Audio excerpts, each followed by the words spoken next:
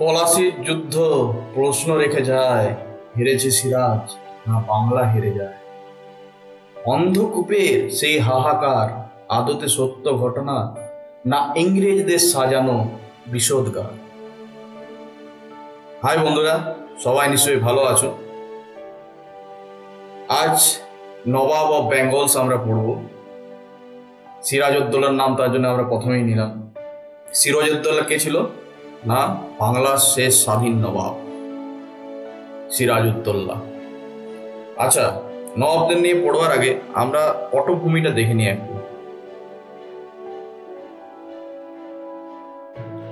ফারুক সিয়ার কে ছিল? মোগল সম্রাট। 1713 থেকে 1719 পর্যন্ত ওনার শাসনকাল ছিল। সৈয়দ ভ্রাতৃদ্বয় আবদুল্লাহ খান ও হোসেনের খানের সাহায্যেই সিংহাসনে বসেন উনি। কিভাবে ফরমানটা পায়, তো তার পেছনে একটা গল্প আছে। গল্পটা বললে পরে হয়তো ভালো মনে থাকবে। রাজা অজিত সিং এর মেয়ের সাথে, তখন রাজা অজিত সিং এর মেয়ের নাম ছিল ইন্দিরা কানওয়ার। ঠিক আছে, ওই ইন্দিরা কানওয়ারকে বিয়ে করবার জন্য আমাদের ফারুক সিয়ার সাহেব উঠে পড়ে লেগেছিল। ঠিক আছে, তো উঠে পড়ে লেগেছিল, কিন্তু বেচারা বিয়ে আর করতে পারছিল না। বিয়ে কেন করতে পারছিল না? না, বাবুর তখন কুচকিতে খুব যন্ত্রণা। কুচকিতে মানে আমাদের যেটা জাং আর পেটের নিচের তলেটা যেখানে জয়েন হয় সেটাকে কুচকি বলে বাংলাতে, অনেকেই জানো। তো সেই কুচকির ওইখানে যন্ত্রণা হতো। ঠিক আছে, তো সেই জন্য বিয়ে করতে পারছিল না বাবু। তো তখন সেই সময় 1715 খ্রিস্টাব্দে, ঠিক আছে, 1715 খ্রিস্টাব্দে উইলিয়াম হ্যামিল্টন, যিনি একজন ডাক্তার ছিলেন, নিজে সার্জন ছিলেন, তো উনি যে ডেলিগেশন গেছিল ইস্ট ইন্ডিয়া কোম্পানি, সেই ইস্ট ইন্ডিয়া কোম্পানির ডেলিগেশনের একজন সদস্য ছিলেন। বুঝে গেল? তো যাওয়ার পরে দারোয়ানকে জিজ্ঞেস করছে, আমরা দেখা করতে এসেছি বাবুর সাথে। কোন বাবুর সাথে? না, ফারুক সিয়ার বাবুর সাথে। তখন মুঘল সম্রাট ফারুক সিয়ার। তো ফারুক সিয়ার বাবুর সাথে, না বাবু তো দেখা করতে পারবে না। কেন? না, বাবু শরীর খারাপ। ঠিক আছে, না কি হয়েছে? না এরকম ব্যথা। বলছে একবার দেখা করতে দাও, আমি ঠিক করে দেবো। তখন উইলিয়াম হ্যামিল্টন বলছে। তো উইলিয়াম হ্যামিল্টন বলার পরে দেখা করতে গেল। তো দেখা করার পরে দেখলো যে এরকম কুচকিতে একটা ফোড়ার মতন হয়েছে। সেটা সার্জন ছিলেন উইলিয়াম হ্যামিল্টন। তো উনি যন্ত্রণার থেকে ওনাকে মুক্তি দেন। তো তাহলে খুব। এবার কিছুদিন পরে তার অক্টোবর মাসে নাগাদ আবার বাবুর আরেকটা অসুখে জড়িয়ে পড়ে। সেই ওষুধটা কি? না, বসতে পারছেন না। কি জন্য বসতে পারছেন না? ফিস্টুলার জন্য। ফিস্টুলা জানা আছে কি? তো ফিস্টুলাটা একটা এমন রোগ যেটা আমাদের মলদ্বারে হয়। তো সেই মলদ্বারে হওয়ার জন্য তার প্রচন্ড ব্যথা হয়, পায়খানাতে অসুবিধা হয়, সকালবেলা মলত্যাগ করতে অসুবিধা হয়। তো এই ফিস্টুলা হওয়ার পরে সেটা আবার উইলিয়াম হ্যামিল্টনের ডাক পড়ে। উইলিয়াম হ্যামিল্টন যায়, ফিস্টুলার থেকেও সারিয়ে দেয়। এবারে তো ফারুক সিয়ার সাহেব বিরাট খুশ যে আমাকে দুটো রোগ থেকে সারিয়ে দিল। ঠিক আছে, সেই খুশিতে উপহারে কি দেয়? না, একটা হাতি দেয় উইলিয়াম হ্যামিল্টনকে, একটা ঘোড়া দেয়, আর 5000 টাকা দেয়। ঠিক আছে, তো 5000 টাকা দেয়। তারপরে সে শুধু এইটা দিয়েই খুশি হয়নি। ফারুক সিয়ার নবাব আমাদের বাংলাতে ছাড়পত্র দিয়ে দেয়, যেটাকে ফারুক সিয়ারের ফরমান বলে। তো সেই ফারুক সিয়ারের ফরমানে যেগুলো দেয়, তো সেটা আরেকটা জিনিস বলে, ফারুক সিয়ার এই ফরমানকে ম্যাগনা কার্টাও বলা হয়। ফারুক সিয়ারের ইস্ট ইন্ডিয়া কোম্পানির ম্যাগনা কার্টা, এটা কিন্তু একটু মনে রাখতে হবে যে ইস্ট ইন্ডিয়া কোম্পানির ম্যাগনা কার্টাও বলা হয়। যাই হোক, তো ফারুক সিয়ার ফরমানে কি কি ছিল?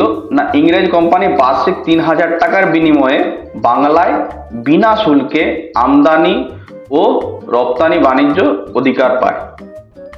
কোম্পানি কলকাতা সহিত 38টা গ্রাম সামান্য অর্থের বিনিময়ে কেনার অধিকার পায়। কোম্পানির কুঠির প্রধান দস্তক ও ছাড়পত্র প্রদানের অধিকার লাভ করেন। স্থির হয় কোনো মালবাহী জাহাজ এই দস্তক দেখলেই নবাবের কর্মচারী জাহাজ পরীক্ষা না করেই ছেড়ে দিতে বাধ্য থাকতেন। কোম্পানি মুর্শিদাবাদের টাকসাল ব্যবহার করতো, ঠিক আছে। টাকসাল, যে মুর্শিদাবাদ নবাবের টাকসাল ছিল, সেই টাকসালও ব্যবহার করার সুযোগ পায়। এগুলো আমি জিনিসগুলো পরে পরে আমি বোঝাচ্ছি। তো এই হচ্ছে ফারুখিয়ারের ফরমান। নেক্সট আমরা দেখি যে ইংরেজরা প্রথম আসে কখন। প্রথম আসে একটা governor and company of merchant of London trading into the east Indies, ঠিক আছে। এই নামে একটা কোম্পানি তৈরি হয়। সেটা রানী এলিজাবেথের থেকে 1600 খ্রিস্টাব্দের 31শে ডিসেম্বর রয়্যাল চার্টারের অনুমোদন পান। অনুমোদন পাওয়া মানে যে এই ইস্ট ইন্ডিজ বা ইন্ডিয়াতে এসে পরে ব্যবসা বাণিজ্য করতে পারবে, ঠিক আছে। এই অনুমোদন একটা পায়। তারপরে জাহাঙ্গীরের রাজসভায় আসে। জাহাঙ্গীরের রাজসভায় কে আসে না, উইলিয়াম হকিংস আসে। উইলিয়াম হকিংস আসার পরে সে একটা ফরমান বা ছাড়পত্র পায়। সেটা হচ্ছে 1617 খ্রিস্টাব্দে সুরাটে ব্রিটিশরা প্রথম বাণিজ্যিক কারখানা তৈরি করে, ঠিক আছে। তারপর 1615 খ্রিস্টাব্দে প্রথম জেমস জাহাঙ্গীরের দরবারে নিজের দূত। প্রথম জেমস কি ছিল না, কিং অফ দ্য ইংল্যান্ড, ঠিক আছে। কিং অফ দ্য ইংল্যান্ড ছিল সেই সময়। প্রথম জেমস জাহাঙ্গীরের দরবারে দূত পাঠায়, তার নাম ছিল থমাস রো। এটাও কিন্তু মনে রাখতে হবে, তার নাম ছিল স্যার থমাস রো, ঠিক আছে। তারপরে বিভিন্ন সময় বিভিন্ন রকম মুসলিপত্তমে হয়। তো যেটা আমাদের দেখবার এখানে দরকার সেটা হচ্ছে 1690 খ্রিস্টাব্দে জব চার্নক, ঠিক আছে, সুতানুটিতে একটি কারখানা পত্তন করেন, ঠিক আছে। সেই কারখানাটা কি, ওইটাই আস্তে আস্তে ফোর্ট উইলিয়াম হয়ে যাবে। ফোর্ট উইলিয়াম যে হবে সেটা 1700 সালে, ঠিক আছে। 1698 আরো তিনটে গ্রাম কিনে নেয়। সেটা হচ্ছে সুতানুটি, কলকাতা আর গোবিন্দপুর। এই তিনটে গ্রাম মিলিয়ে কিন্তু আজকের আমাদের কলকাতা, ঠিক আছে। সুতানুটি, কলকাতা আর গোবিন্দপুর, ঠিক আছে। তারপরে কি আছে না, 1694 সালে ব্রিটিশ পার্লামেন্ট একটি রিজলিউশন পাসের মাধ্যমে ইংরেজদের পূর্বে বাণিজ্য করার ক্ষেত্রে সমানিধিকার মানে দেয়। এখানে আমাদের সেরকম কিছু দেখবার নেই। এবারে নেক্সট স্লাইডে চলে যায়। হ্যাঁ, এবারে আমাদের যে মেন ক্যারেক্টার সেইখানে ঢুকি, রবার্ট ক্লাইভ, ঠিক আছে। রবার্ট ক্লাইভ তার প্রথম জীবনে সাধারণ একজন কর্মী ছিল। বার্ষিক মাত্র 5 পাউন্ড বেতনে কাজ করতো ইস্ট ইন্ডিয়া কোম্পানিতে, ঠিক আছে। মাত্র 5 পাউন্ড বেতনে, বছরে বার্ষিক 5 পাউন্ড বেতনে কাজ করত। কিন্তু সে একটা বিরাট কাজ করে দিল। সেটা হচ্ছে মাত্র 200 ইউরোপিয়ান সৈন্য আর 300 ভারতীয় সৈন্য নিয়ে পরে আরকোটের যুদ্ধ জয় করে নিল। কার সাহায্যে না, মুরান রাও বলে একজন মারাঠা প্রধান ছিল, তার সাহায্যে। কাকে পরাজিত করলো না, চন্দ্র সাহেবকে পরাজিত করলো।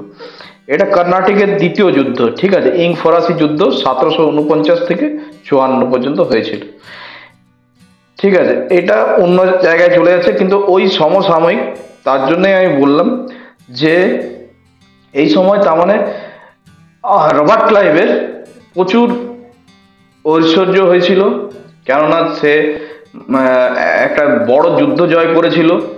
যুদ্ধ জয় করে মধ্যমণি হয়ে গেছিল ব্রিটিশ জনগণের কাছে। আর তাকে সেই হিসাবেই তাকে বাংলায় পাঠানো হয় এবং সিরাজউদ্দৌলার সঙ্গে তাকে বলা হয় যে তুমি সিরাজউদ্দৌলার সঙ্গে ট্যাকেল করো বা কিভাবে ব্যাপারটাকে বুঝিয়ে নেবে। সেই সময় তো আর কেউ বুঝতে পারেনি যে সে সময় যুদ্ধই লেগে যাবে। তার জন্য রবার্ট ক্লাইভকে পাঠানো হয়েছিল। আর তখন রবার্ট ক্লাইভের প্রচন্ড বাহুবল, ঠিক আছে, কেননা প্রথম যুদ্ধে এসছে পুরো তার এই শৌর্যের কথা, তার এই বাহুবলের কথা এমনকি সিরাজউদ্দৌলা পর্যন্ত পৌঁছে যায়, ঠিক আছে। তো এরপরে আমরা দেখি যে আমরা তো দেখেছি যে কে কে ছিল না, 1717 থেকে 1727 পর্যন্ত মুর্শিদ কুলি খাঁ, 1727 থেকে 39 সুজাউদ্দিন, ঠিক আছে। এদের সম্বন্ধে একটু আমরা জেনে নিই যে এরা কি রকমের ছিল। তাহলে এটা নোট ডাউন করলে ভালো হয়, আমার মনে হয় যে একটু নোট ডাউন করে নিলে বাংলার নবাবরা কে ছিল। মুর্শিদ কুলি খাঁ ছিল মুঘল সম্রাট ফারুখিয়ারের।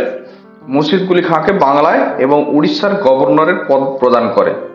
তিনি বাংলার রাজধানী ঢাকা থেকে মুর্শিদাবাদ স্থানান্তরিত করে। এটা মনে রাখার বিষয় যে ঢাকা থেকে মুর্শিদাবাদে কে স্থানান্তরিত করেছিল রাজধানীটা, সেটা হচ্ছে মুর্শিদ কুলি খাঁ। মুর্শিদকুলি খাঁয়ের নাম অনুসারে মুর্শিদাবাদ শহরটা প্রতিষ্ঠিত হয়েছিল কিন্তু, ঠিক আছে। 1727 খ্রিস্টাব্দে তার মৃত্যু হয়ে যায়। তারপর কে বসে না মুর্শিদকুলি খাঁয়ের জামাতা বা জামাই, ঠিক আছে, মেয়ের স্বামী, সেই সুজাউদ্দিন বসে বাংলার মসনদে। সেটা ইনি 1727 থেকে 39 পর্যন্ত বাংলায় নবাব হিসাবে শাসন করেন। সেই সময় মুঘল সম্রাট ছিলেন মোহাম্মদ শাহ রঙ্গিলা, ঠিক আছে। তো মোহাম্মদ শাহ রঙ্গিলা তাকে বিহারের গভর্নর পদ প্রদান করেন। তারপরে কে আসে না সরফরাজ খান কে ছিল না সুজাউদ্দিন, যে বিহারের গভর্নর ছিল তার ছেলে, ঠিক আছে, তার পুত্র। তাকে কে হত্যা করে না, তাকে হত্যা করে আলীবর্দী খাঁ, যে ছিল ওই বিহারেরই ডেপুটি গভর্নরের সহ গভর্নর আর কি যাকে বলা হয়। তো ওই সহ গভর্নরের হত্যা করে সরফরাজ খানকে, ঠিক আছে। তারপরে আলীবর্দী খাঁ কি করে না নিজেকে নবাব হিসাবে ঘোষণা করে বাংলার। তার জন্য তার যে এই নবাব নিজেকে ঘোষণা করা, সেই দখল করার জন্য প্রপার একটা আইনসম্মত ফরমান নেওয়ার জন্য রঙ্গিলাকে না ওই যে মুঘল সম্রাট মোহাম্মদ শাহ রঙ্গিলাকে 2 কোটি টাকা ঘুষ দেয়। ভেবে নাও, তখনকার দিনেও ঘুষ চলছে। 2 কোটি টাকা ঘুষ দেয়। তারপরে বাংলায় জবরদখলকে ফরমান গ্রহণের মাধ্যমে আইনসম্মত করে নেয়, ঠিক আছে। তিনি ইংরেজ ও ফরাসিদের ফ্যাক্টরিগুলিকে যথাক্রমে কলকাতা ও চন্দননগরের অধিকতর শক্তিশালী হওয়া থেকে বিরত রাখে, ঠিক আছে। এই যে একটু এখানে দেয়া আছে, তো সেটা আমরা লিখে নেবো, আমরা একটু পয়েন্ট আউট করে নেবো। আর এই আলীবর্দী খানেরই পুত্র বা নাতি, মেয়ের ছেলে ছিল সিরাজউদ্দৌলাকে না বাংলার শেষ স্বাধীন নবাব বলা যায়। সিরাজউদ্দৌলা। তার মায়ের নাম কিছু না আমিনা বেগম, ঠিক আছে। তো 1756 সালে সিরাজউদ্দৌলা বাংলার নবাব হিসাবে সিংহাসনে বসেন, ঠিক আছে। এরপর কি হয় না ওই যে 1717 ফরমান কে দিয়েছিল না ফারুক সিয়ার, মনে আছে তো। এবারে তার কারণটা দেখবো যে পলাশির যুদ্ধের কারণ কি ছিল আর তার ফলাফল কি ছিল। তাহলে পলাশির যুদ্ধের ভূমিকাটা দেখে নেওয়া যাক। আমি তো আগেই বললাম 1756 সালে আলীবর্দী খানের মৃত্যুর পরে তার পুত্র, তার মানে মেয়ের নাম কি ছিল আমিনা বেগমের ছেলে সিরাজউদ্দৌলা বাংলার মসনদে বা বাংলার নবাব হন, ঠিক আছে। তো পলাশির যুদ্ধের কারণ কি ছিল দেখে নি। পলাশির যুদ্ধ একটা হচ্ছে ঐতিহাসিক ঘটনা যা বিপর্যয় ডেকে আনতে পারে, মানুষের ভাগ্যে ভয়াবহ বিপর্যয় ডেকে আনতে পারে। তার প্রমাণ মেলে পলাশির যুদ্ধের মাধ্যমে। যেসব পলাশির যুদ্ধ এখানে একটু দেখে পড়ে, আমি আস্তে আস্তে পার করছি, এটা দেখে পড়ে একটু নোট ডাউন করে নিলে ভালো হয়।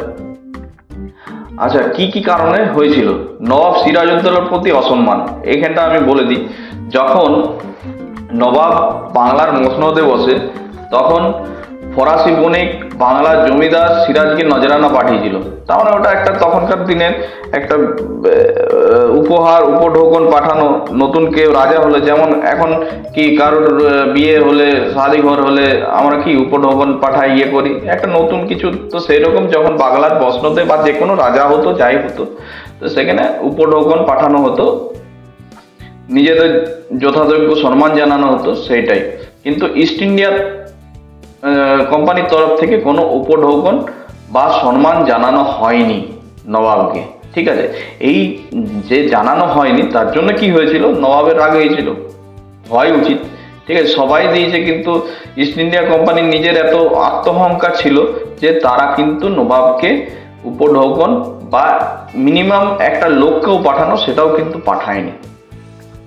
তারপরে কি হয়েছিল, নেক্সট হচ্ছে দস্তকের অপব্যবহার। দস্তকের অপব্যবহার মানে সেই যে ফরমান জারি করেছিল ফারুক সিয়ার ফরমান জারি করে কি বলেছিল না, এই দস্তক মানে একটা লিফলেটের মতন, ধরে নাও একটা লিফলেটের মতন বা একটা কাগজ যেটাতে উপরে লেখা থাকতো যে ইস্ট ইন্ডিয়া কোম্পানি। তো ইস্ট ইন্ডিয়া কোম্পানি যেটাতে লেখা থাকবে সেটাকে কোনো চেকিংও করা হতো না, এমনকি তার উপরে কোনো শুল্ক বা ট্যাক্সও লাগতো না, সেটা বিনা ট্যাক্সে আমাদের বাংলার থেকে ইংল্যান্ডে চলে যেত আরামসে, ঠিক আছে, কেউ কোথাও আটকাতো না। এইটাই হচ্ছে দস্তক, ঠিক আছে। এই দস্তকের অপব্যবহার কিরকম হয়েছিল না, করাপশন এতই বেড়ে গেছিল ইস্ট ইন্ডিয়া কোম্পানির মধ্যে যে যারা নর্মাল কর্মী আছে তাদেরও যদি কোনো জিনিস এখান থেকে পাঠাবার ছিল তারাও ওই দস্তকটা চিটিয়ে নিত ওর উপরে।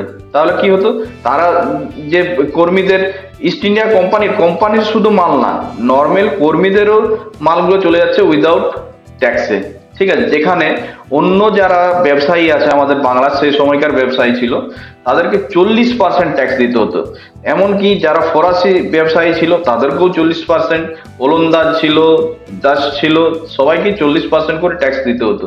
কিন্তু দস্তকের অপব্যবহার করছিল ইস্ট ইন্ডিয়া কোম্পানি, এটা কিন্তু সিরাজউদ্দৌলার চোখ এড়াতে পারেনি, ঠিক আছে। তারপরে কি ষড়যন্ত্রে মদত দেওয়া। ষড়যন্ত্র কি ছিল না, সিরাজউদ্দৌলাকে তার যে পরিবারের লোকজনও কিন্তু ভালো চোখে দেখতে পারত না, কেননা শোনা যায় সিরাজউদ্দৌলার ব্যবহার খুব একটা ভালো ছিল না। সিরাজউদ্দৌলা একটু খেপাটে টাইপের ছিল, আমি আগেই বলেছি সিরাজউদ্দৌলা সেডিস্ট টাইপের ছিল, তার মানে কারোকে দুঃখ দিলে, কারোকে কষ্ট দিলে উনি কিন্তু খুশি হতেন, এটাকে বলা হয় সেডিস্ট। এমনও শোনা যায়, একটা গল্প আমি বলি, এমনও শোনা যায় যে সিরাজউদ্দৌলা নদীর মধ্যে একটা নৌকার মধ্যে লোক চাপিয়ে পড়ে নদীর মাঝে নিয়ে চলে গেল, তারপরে নৌকাটা ফুটো করে দিল। তাদের যে আর্তনাদ, তাদের যে চিৎকার, তারা যে ওই ডুবে মরে যাচ্ছে, সেইটা দেখতে সিরাজউদ্দৌলার ভালো লাগতো। তো এই ছিল সিরাজউদ্দৌলা।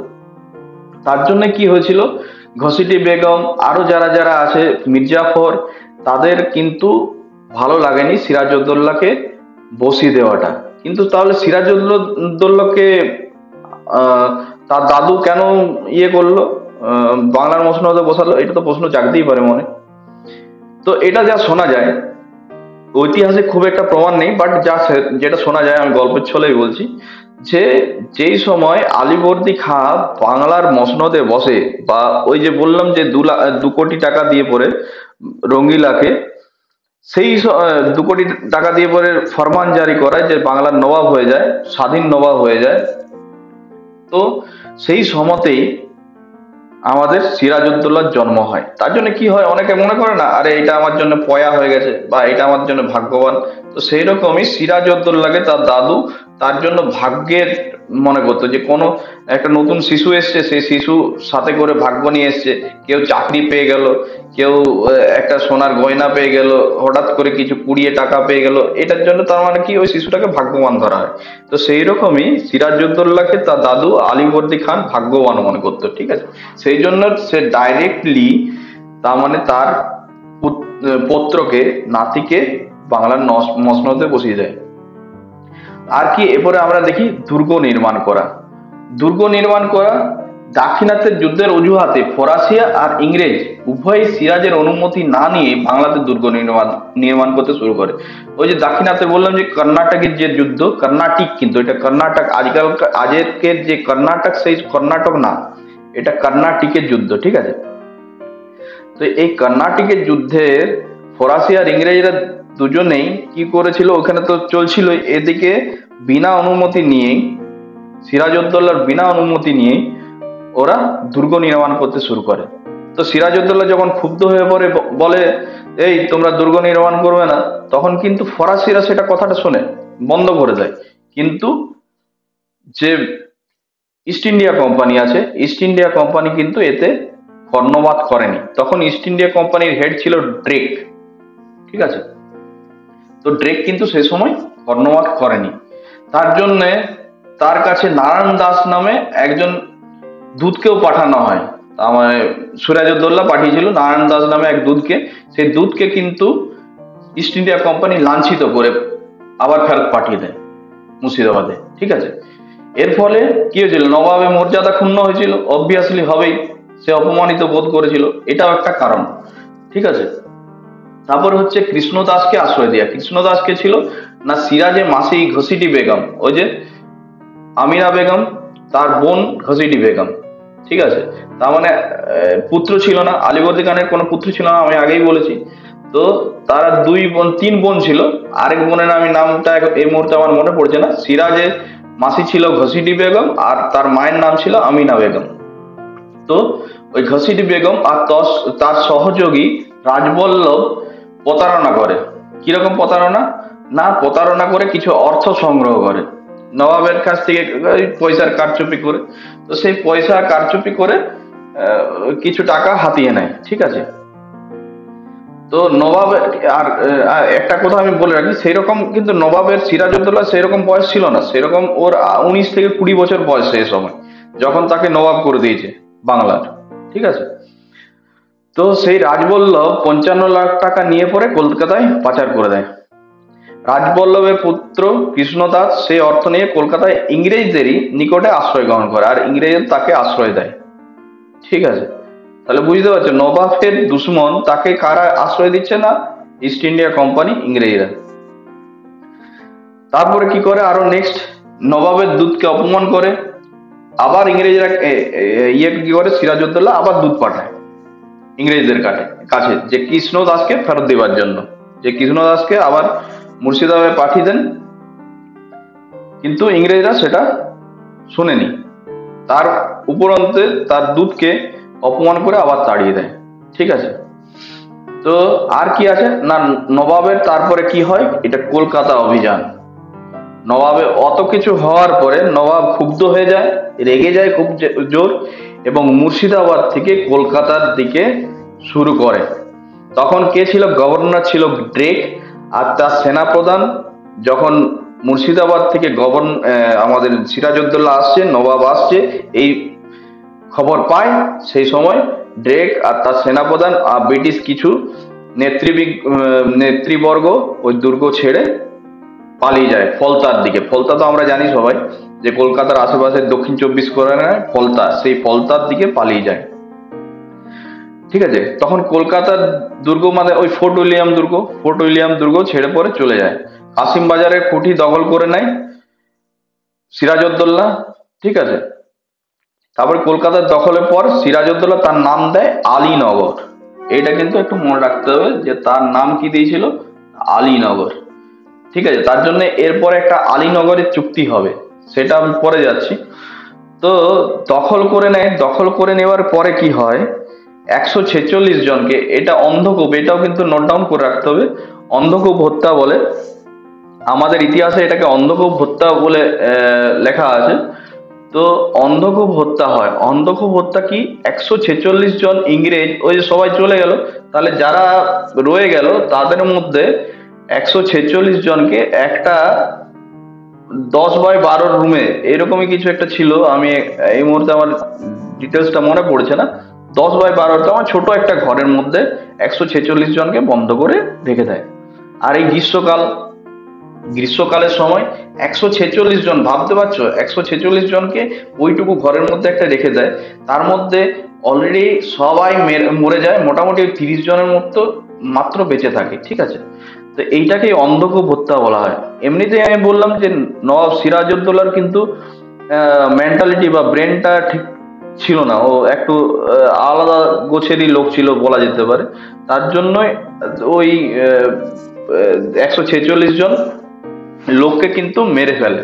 ঠিক আছে, একটা যেখানে জানলাও ছিল না, বন্দি করে ছোট্ট জানলা যুক্ত ঘরে একটা, ঠিক আছে, দম আটকে ওই সবাই মরে যায়।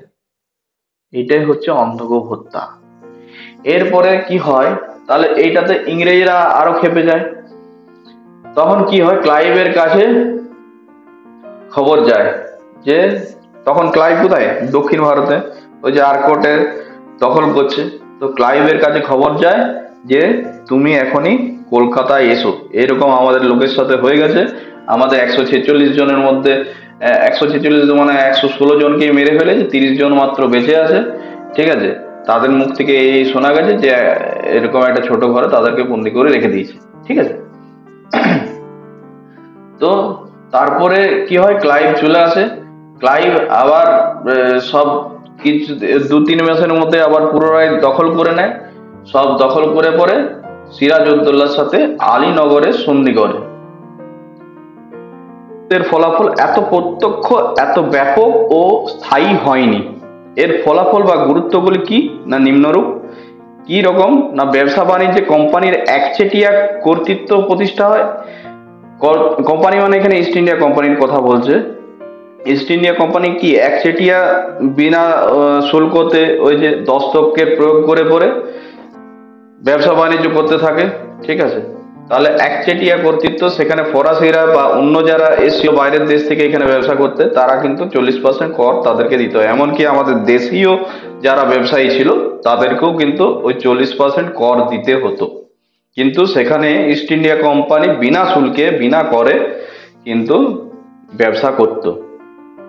তারপরে কি পলাশির লুণ্ঠন, এইটা কিন্তু একটা প্রশ্ন পড়বে যে পলাশির লুণ্ঠন কাকে বলে। কি হয়েছিল সিরাজউদ্দৌলাকে হারানোর পরে পলাশির যুদ্ধে। আচ্ছা, এইখানটাতে আমি একটা জিনিস বলে দিচ্ছি, গল্পটা একটু বলি যে সিরাজউদ্দৌলাকে কিভাবে হারিয়েছিল, তাহলে আরো ভালো মনে থাকবে। এদিক থেকে ক্লাইভ 3000 সৈন্য নিয়ে যাচ্ছে পলাশির প্রান্তরে, আর ওই দিক থেকে সিরাজউদ্দৌলার প্রায় 10,000 সৈন্য। ঠিক আছে, তাহলে সিরাজউদ্দৌলার হারার কোনো ব্যাপারই নেই, তারা হারলো কি করে। এরপরে হঠাৎ করে সিরাজউদ্দৌলা পলাশির প্রান্তরে যখন সিরাজউদ্দৌলার সেনা আর ক্লাইভের সেনা এক হয়ে পরে যুদ্ধ লাগবে, সারাদিনের যুদ্ধ হয়েছিল যুদ্ধ কিছুটা। তারপরে হঠাৎ করে যখন এরা চলে যাওয়ার পরে অন্ধকার নেমে যায়। অন্ধকারে নামার পরে যেমন হয়, বন্ধ হয়ে যায় যুদ্ধ বন্ধ হয়ে যায়। পরের দিনে আবার যখন যুদ্ধ লাগবার থাকে, তখন কিন্তু শুধুমাত্র মির্জাফরের সৈন্যরা ছিল, আর বাকি যারা সৈন্য ছিল তারা তো অর্ধেক মারা গেছে আগের দিনে লড়াই করে। তো মির্জাফর কি করলো, নিজের সৈন্যদিকে যুদ্ধ করতে মানা করে দিল। ঠিক আছে, তো তখন কি হলো, সিরাজউদ্দৌলা হেরে গেল। সিরাজউদ্দৌলা হারার পরে মির্জাফরেরই ছেলে, চিন্তা করো, ইস্ট ইন্ডিয়া কোম্পানির কেউ ক্লাইভ কিন্তু মারেনি সিরাজউদ্দৌলাকে, মির্জাফরেরই ছেলে কিন্তু সিরাজউদ্দৌলাকে মেরে ফেলে। ঠিক আছে, সিরাজউদ্দৌলা ভয়ে কিন্তু পলাশির প্রান্ত থেকে পালিয়ে গিয়েছিল। তার পিছু ধাওয়া করে মির্জাফরের ছেলে তাকে মেরে ফেলে। তো যাই হোক, এরপরে মির্জাফরকে ক্লাইভ কি করে, মির্জাফরকে যেমন তাদের চুক্তি হয়েছিল, মির্জাফরকে নবাব বানানো হয় বাংলার। আর মির্জাফরকে কি করে, মির্জাফর জোর জবরদস্তি উপঢৌকন নিয়ে নেয় কোম্পানি। এই যে ওইটাই পলাশি লুণ্ঠন। মির্জাফরকে সিংহাসনে বসিয়ে উপঢৌকন বাবদ কোম্পানির কর্মচারীরা প্রভূত অর্থ উপার্জন করে, যাকে পলাশির লুণ্ঠন বলে। এইখানে আমি ক্লাইভ কত অর্থ নিয়েছিল ভাবতে পারবে। ক্লাইভ যা নবাবের খাজানা ছিল তার 1/10 ভাগ নিয়ে লন্ডন চলে গেল বা ইংল্যান্ড চলে গেল। ঠিক আছে, চিন্তা করো, তখনকার দিনে যা খাজানা ছিল তার 1/10 ভাগ নিয়ে সে চলে গেল ইংল্যান্ড। এরপরে আবার ফিরে আসবে, বক্সারের যুদ্ধের পরে ফিরে আসবে, সেটাও একটা কাহিনী আছে। তো এখন আমরা পলাশির যুদ্ধ পড়ছি, পলাশির যুদ্ধতেই যাই। তারপরে কি নতুন যুগের সূচনা হয়। পলাশির যুদ্ধটাই ধরা হয় যে পলাশির যুদ্ধের পর ইংরেজরা এদেশের শাসন ক্ষমতা প্রতিষ্ঠিত করে। চাইলে পাশ্চাত্য শিক্ষা ও ভাবধারার স্পর্শে ভারতের সমাজ ও সভ্যতার নবজাগরণ ঘটে। ফলে মধ্যযুগের অবসানের সঙ্গে সঙ্গে আধুনিক যুগের সূচনা হয়। এই জন্য বলা হয় যে পলাশির যুদ্ধের আগে পর্যন্ত মধ্যযুগ, তারপরে আধুনিক যুগ চলে এলো। ঠিক আছে, আধুনিক যুগে ভারতের আধুনিক যুগের ইতিহাসের সূচনা হয়। ঠিক আছে, প্রশাসনিক ও রাজনৈতিক জটিলতা বৃদ্ধি। কি হয় না, পলাশির যুদ্ধের পর বাংলার রাজনৈতিক ও প্রশাসনিক ক্ষেত্রে এক ভয়াবহ শূন্যতার সৃষ্টি হয়। একের পর এক নবাবকে সিংহাসনে বসে, এগুলো নবাব কি ছিল, এগুলো কাঠপুতলি ছিল, হাতের পুতুল ছিল ইংরেজদের, যাদেরকে বশ করানো হয়। মির্জাফর, তারপরে মীর কাসিম যদিও কিছুদিনের পরে বুঝে যায় যে ইংরেজদের হাতের তলায় থাকা যাবে না, তারপরে বক্সারের যুদ্ধ হয়। ঠিক আছে, মীর কাসিম আস্তে আস্তে নিজের বাংলা থেকে মুর্শিদাবাদের যে রাজধানী ছিল তাকে মুঙ্গেরে নিয়ে চলে যায়, বিহারের মুঙ্গের। ঠিক আছে, বিহারের মুঙ্গেরে নিয়ে চলে যায়। মুঙ্গের থেকে আস্তে আস্তে আওয়াধে চলে যায়। তার মানে মুঙ্গেরেও যখন ইংরেজদের ধাওয়া করে, সেখান থেকে আওয়াধে, ওটা ইতিহাস একটা আছে, তার একটা কাহিনী আছে, আমি বলবো বক্সারের যুদ্ধ যখন পড়াবো তখন আমি বলবো। তো যাই হোক, এরপরে মূল্যায়ন। আর এখানে থেকে ছোট প্রশ্ন কিছু আমি বলে দিই, যে দেখো এখানে প্রশ্নগুলো আমি আস্তে আস্তে যাচ্ছি। পলাশির যুদ্ধ কত সালে হয়? পলাশির যুদ্ধ হয় 1757 সালে 23শে জুন। ঠিক আছে, প্রথম প্রশ্ন। দ্বিতীয় প্রশ্ন, পলাশির যুদ্ধ কবে কাদের মধ্যে হয়েছিল? 1757 সালে বাংলার শেষ স্বাধীন নবাব সিরাজউদ্দৌলা এবং লর্ড ক্লাইভের নেতৃত্বে ব্রিটিশ বাহিনীর সঙ্গে সংগঠিত হয়। এখানে কিন্তু দুটো ভাগে ভাগ হয়ে গেছিল। ঠিক আছে, সিরাজউদ্দৌলার দিকে কিছু লোক ছিল, আর লর্ড ক্লাইভের দিকে বা রবার্ট ক্লাইভের দিকে কিছু লোক ছিল, যার মধ্যে মির্জাফর, ঘসিডি বেগম, তারপরে জগৎ শেঠ, এরা কিন্তু রবার্ট ক্লাইভের দিকে ছিল। এই যে বিশ্বাসঘাতকতা, এই বিশ্বাসঘাতকতার জন্য কিন্তু সিরাজউদ্দৌলা হেরে যায়। ঠিক আছে, আচ্ছা, পলাশির যুদ্ধ কোথায় হয়েছিল? না কৃষ্ণনগর থেকে 50 কিলোমিটার। কৃষ্ণনগর মানে কৃষ্ণনগরের রাজা আমরা জানি, সেই কি নামটা, আরে হাসে, গোপাল ভাঁড়। গোপাল ভাঁড় তো অনেকেই জানি, অনেকেই দেখেছি। তো সেই গোপাল ভাঁড় যে কৃষ্ণনগরের রাজার ইয়েতে ছিল, সেই ওই কৃষ্ণনগর থেকে 50 কিলোমিটার দূরত্বে অবস্থিত পলাশির প্রান্তরে পলাশির যুদ্ধ সংঘটিত হয়েছিল। পলাশির যুদ্ধ কোন নদীর তীরে হয়েছিল? না পলাশি ভারতের পশ্চিমবঙ্গ রাজ্যের নদিয়া জেলার সদর শহর কৃষ্ণনগরের প্রায় 50 কিলোমিটার উত্তরে ভাগীরথী নদীর তীরে সংঘটিত হয়েছিল। ঠিক আছে, ভাগীরথী নদীর তীর, মনে রাখবে, ভাগীরথী নদীর তীরেই পলাশি প্রান্তর ছিল। পলাশি কোন জেলায় অবস্থিত? না নদিয়া জেলায়, আগেই আমরা পড়লাম। পলাশি যুদ্ধের পর বাংলার নবাব কে হন? না মির্জাফর, যাকে ইংরেজ রবার্ট ক্লাইভ বশ করিয়ে যায়। তারপর পলাশির যুদ্ধের সময় মুঘল সম্রাট কে ছিল? না দ্বিতীয় আলমগীর। পলাশির যুদ্ধের সময় মুঘল সম্রাট কে ছিল দিল্লিতে? না দ্বিতীয় আলমগীর। পলাশির যুদ্ধে ইংরেজ সেনাপতি কে ছিল? না রবার্ট ক্লাইভ। পলাশির যুদ্ধে ইংরেজদের পক্ষে কতজন সৈন্য ছিল? না 3000। আমি আগেই বলেছি, এটাও মনে রাখার বিষয় যে 3000 সৈন্য ছিল। ঠিক আছে, বাস এই পর্যন্তই।